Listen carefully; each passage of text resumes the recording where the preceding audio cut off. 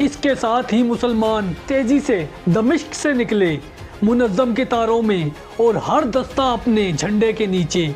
मुजाहिदीन के दिलों में ताज़ा फतह का जोश भी था और इस यकीन की रोशनी भी कि अगर ये महाज फतह हो गया तो रूमियों की आखिरी मज़ाहमत भी टूट जाएगी। दोस्तों, यूं शाम के दो बड़े लश्कर फहल के मैदान में एक दूसरे के अब आमने सामने थे।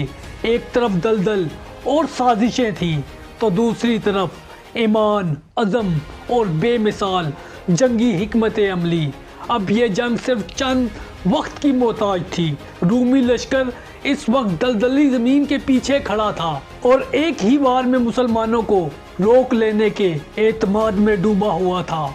मगर हज़रत अबू उबैदा और हज़रत खालिद बिन वलीद रज़ी अल्लाह ताला अन्हो जानते थे कि दुश्मन ने जो जाल इस वक्त बिछाया है वो उसी वक्त बेकार हो जाएगा जब मुसलमानों का पहला हमला बर्क रफ्तारी से इसकी हिम्मत को तोड़ देगा।